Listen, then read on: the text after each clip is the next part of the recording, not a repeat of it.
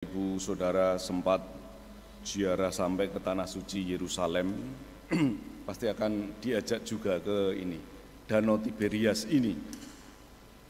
Setelah itu kemudian akan diajak makan yang namanya menunya itu ikan Petrus. Ternyata ikan Petrus itu ada juga banyak di antara kita. Apa ikan Petrus itu?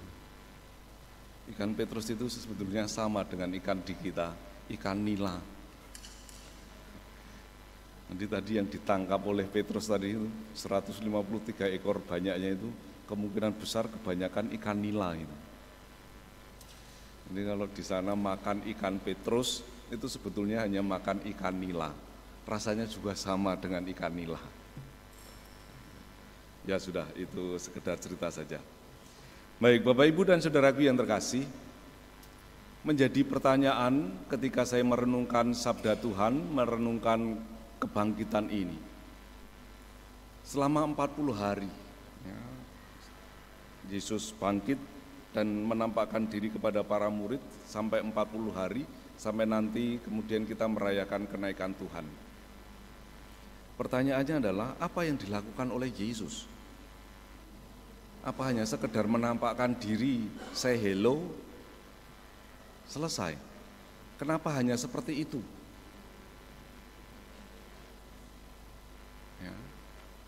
Sebelum sampai ke arah sana, sebelum menjawab pertanyaan itu, mungkin perlu juga kita melihat ciri-ciri dari penampakan yang ditampilkan oleh Yesus.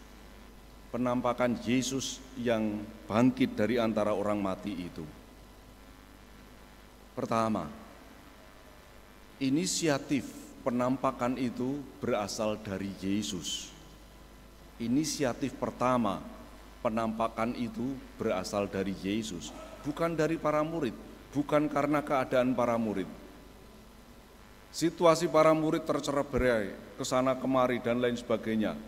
Ya, kita tahu minggu lalu kita mendengarkan hal itu. Yang beberapa orang berkumpul, Thomas gak ada, minggu berikutnya Thomas ada, yang lainnya entah kemanapun juga. Entah keadaan para murid itu bagaimana. Ada yang tidak percaya, ada yang sudah hopeless, ada yang sudah nges lah. Tetapi Yesus menampakkan diri. Yesus yang berinisiatif pertama untuk hadir di tengah-tengah mereka. Hal yang kedua, kehadiran Yesus itu kehadiran dengan cara yang baru. Kalau minggu lalu saya ajak untuk membedakan antara hidup lagi dengan kebangkitan. Ternyata kebangkitan itu mencakup hidup lagi, tetapi tidak hanya sekedar hidup lagi. Ada cara baru. Cara barunya itu apa yang ditampilkan oleh Yesus dalam kebangkitannya? Cara barunya itu adalah bahwa Yesus sudah tidak terikat lagi, baik terikat oleh ruang maupun terikat oleh waktu. Yesus sudah tidak terikat lagi oleh itu semua. Maka walaupun pintu-pintu terkunci rapat, lalat pun juga tidak bisa masuk, angger wae. Yesus hadir di tengah-tengahnya, damai bagimu. Para murid lagi menangkap ikan, semalam-malaman gak dapat, tahu-tahu Yesus ada di pinggir danau. Ya, nanti kita akan mendengarkan juga kisah mereka 2 orang dari Emmaus lagi sedih berjalan pulang, tahu-tahu Yesus ada mendampingi mereka. Macam-macam. Yesus sudah tidak terikat lagi dengan ruang dan waktu. Ia ada di mana-mana. Ia ada di mana mereka membutuhkan, di mana mereka membutuhkan Yesus. Yesus ada untuk para murid. Dan yang ketiga, kisah penampakan itu bukan kisah yang saya katakan bukan kisah yang menonjol, bukan kisah yang begitu wah, yang menggelegar, yang menggemparkan. Semuanya berjalan sederhana. Semuanya berjalan seperti itu saja. Yesus menampakkan diri, tahu-tahu menghilang gitu. Ya, nanti menampakkan diri lagi, ngobrol, tahu-tahu menghilang lagi. Hari ini pun juga, tahu-tahu nongol di pinggir danau, ngajak sarapan, ngobrol kepada para murid, terutama kepada Petrus, tahu-tahu hilang. Tapi penampakan yang sederhana, yang tidak menghebohkan, yang tidak menggemparkan ini semakin meneguhkan hidup para murid.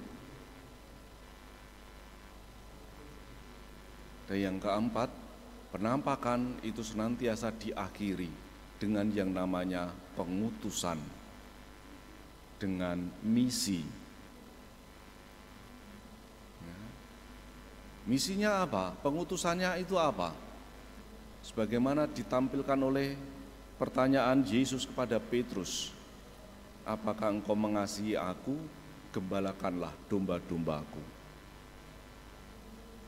Petrus yang sejak semula di antara para murid itu dipertamakan, ya, yang di antara para murid itu Petrus itu dipertamakan oleh para murid yang lain.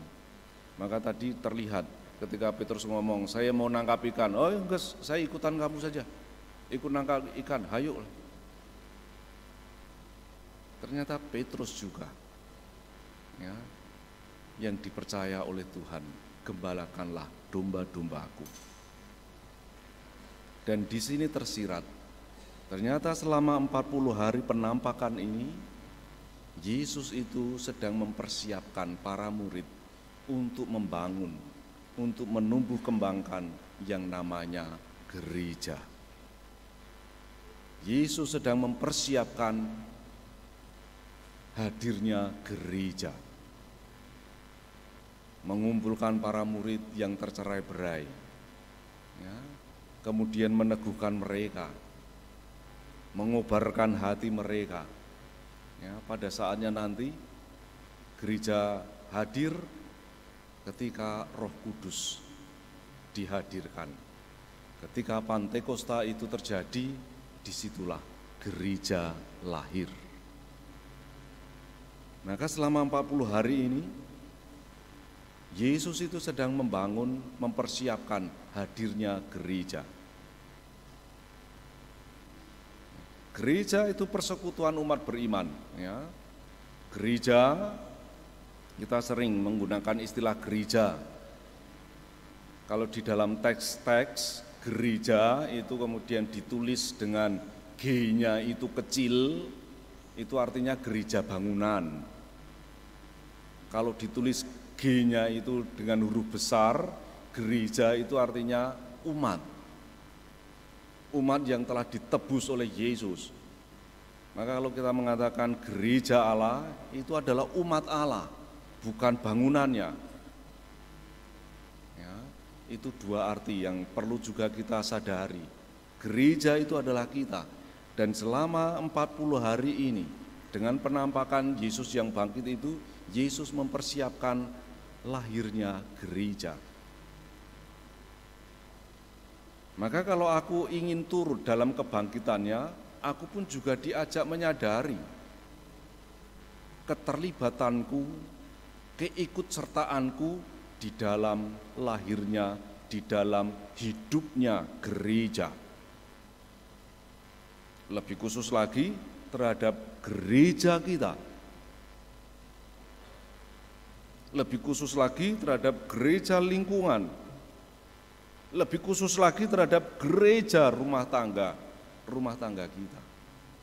Itu adalah gereja. Kita diajak untuk kembali kepada dasar-dasarnya. Dan dasar-dasarnya itu adalah pada pribadi Yesus, bukan pada yang lain. Dasarnya itu ada pada pribadi Yesus, bukan pada yang lain. Ya. Dan pada pribadi Yesus, pertanyaannya itu cuma satu dan diulang-ulang. Simon anak Yohanes, apakah engkau mengasihi aku? Maka setiap karya yang dilakukan oleh gereja itu harus senantiasa ditanyakan pada pertanyaan itu, dikembalikan pada pertanyaan itu. Apakah karyaku ini itu adalah sebagai jawaban atas pertanyaan Yesus, apakah engkau mengasihi aku? Kalau tidak, enggak usah dikerjakan, omong kosong. Setiap karya yang dilakukan itu adalah jawaban bahwa aku mengasihi engkau Tuhan. Dan kasihku kepada Tuhan aku nyatakan melalui berbagai macam karya, baik karya liturgi, ya, karya pewartaan, karya sosial, dan lain sebagainya. Semuanya harus menjawab ini. Apakah ini? Ya, apakah semua yang aku lakukan itu adalah sebagai wujud jawabanku, aku mengasihi engkau Tuhan. Hari ini lingkunganku, tugas kur, apakah hanya sekedar tugas? Apakah hanya sekedar nyanyi? Aku diajak untuk menjawab dengan melakukan tugas ini. Aku ingin mengungkapkan jawabanku. Benar Tuhan, aku mengasihi engkau. Anak-anak dipanggil menjadi putra altar, misdinar. Ya, tidak hanya sekedar ingin tampil, wah pakai jubah, pakai kalung salib, kayak Bapak Uskup gitu ya. Romo-romo aja nggak boleh pakai kalung salib seperti itu besar gitu, nyaingi uskup gitu ya. Ini misdinar malah pakai kalung salib gede gitu ya. Tetapi semuanya tetap harus kembali bahwa apa yang aku lakukan ini adalah jawabanku terhadap pertanyaan Yesus. Apakah engkau mengasihi aku? Benar Tuhan, aku mengasihi engkau. Kalau tidak seperti itu, tidak akan ada artinya. Termasuk juga kalau seseorang ingin menjadi seorang imam dan lain sebagainya, itu pun juga menjadi suatu jawaban. Benar Tuhan, aku mengasihi engkau. Termasuk juga ketika seseorang, dua orang pribadi menikah,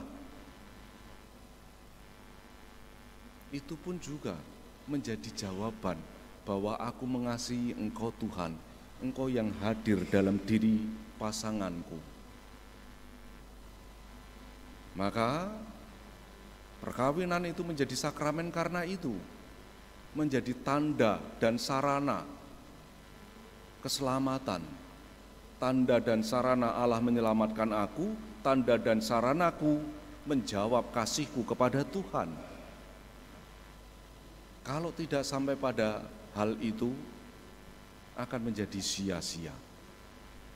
Maka sabda Tuhan hari ini mengajak kita untuk kembali kepada dasarnya. Ya, kepada dasarnya, dasar batin kita, dasar segala alasan kita, yaitu benar Tuhan, engkau tahu bahwa aku mengasihi engkau lebih dari semuanya ini. Semoga segala karya, segala tingkah laku, segala tindakan, segala tutur kata dan lain sebagainya senantiasa berada dalam kerangka itu.